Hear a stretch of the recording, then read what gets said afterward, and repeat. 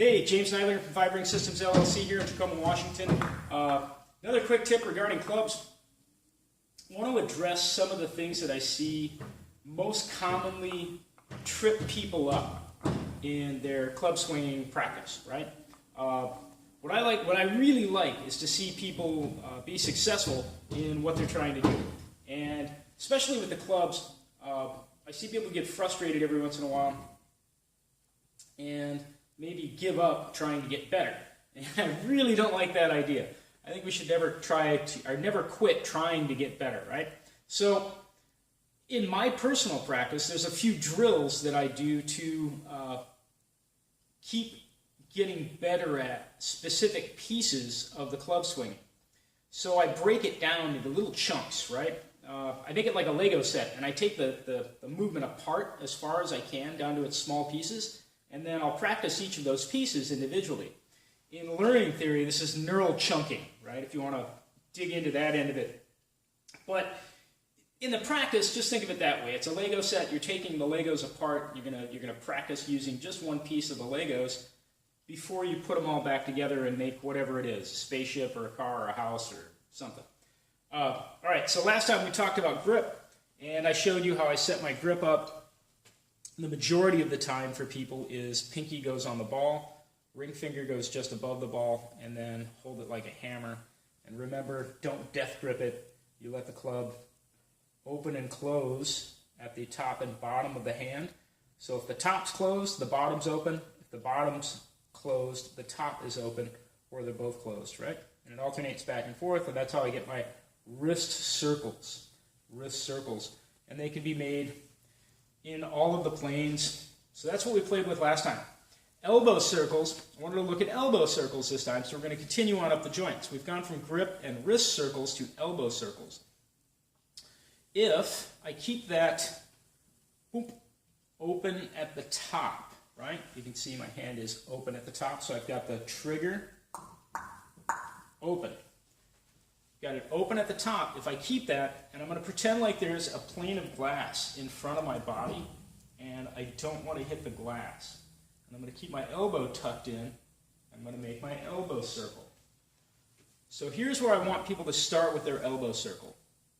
Trying to maintain a neutral shoulder and the elbow tucked into the ribs. And what it teaches you is where that turnover is in the swing. Right there, in order to continue the circle, I have to rotate my upper arm. And right here, in order to continue the circle, I have to externally rotate.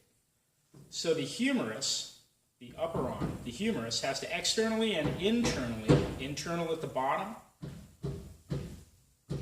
external rotation at the top. Internally and externally rotate. And I want to really explore how far can I go with that. And it's only a 1 pound club, but even this can be fairly taxing for some people.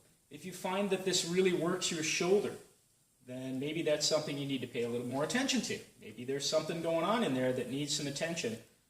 Same thing for the elbow. If this starts to bother you, don't do it if it hurts. That's rule number 1, no pain. But if it's something that seems like, wow, that's really challenging, maybe you should explore that range of motion again. And just like I was showing the other day, easy warm-up, go wrists, then elbows, flow right in.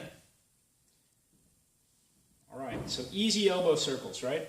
Now if I do my elbow circles outside the body, and I actually have to go into a little shoulder extension so you can see it. As the club drops down, if it's going to go back behind me and I want to keep my elbow circle going, I have to open up the shoulder. So more external rotation to make that a lateral elbow circle or a parallel, perpendicular, however you want to describe it to your plane of the body. Going off to the side. And again, I'm imagining that there's a plane of glass on my side and I don't want to break it. Right? Now can I go across my body and make the elbow circle?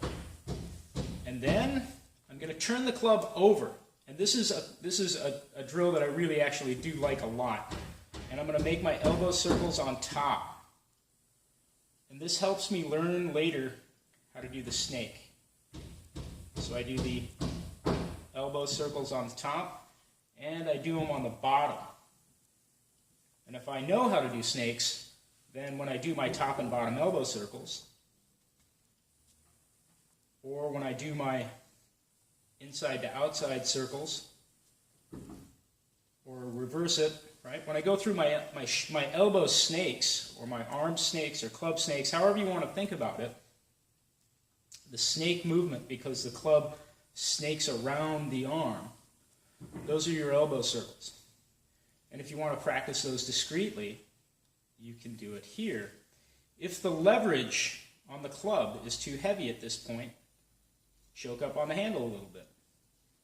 Keeping the club tucked in along your forearm can be a useful cue. Same if I grab the top of the club and move it. And again, this helps later in my practice for snakes because I need to be able to let that club travel inside and outside of my arm. All right, enough of this for today. Thanks for your patience. Look forward to interacting with you. Hope to see you at one of the clinics. Next one's coming up, Krakow, Poland in November. Following that will be BC in, it'll be Vancouver, BC in December. Look forward to seeing you there. Cheers.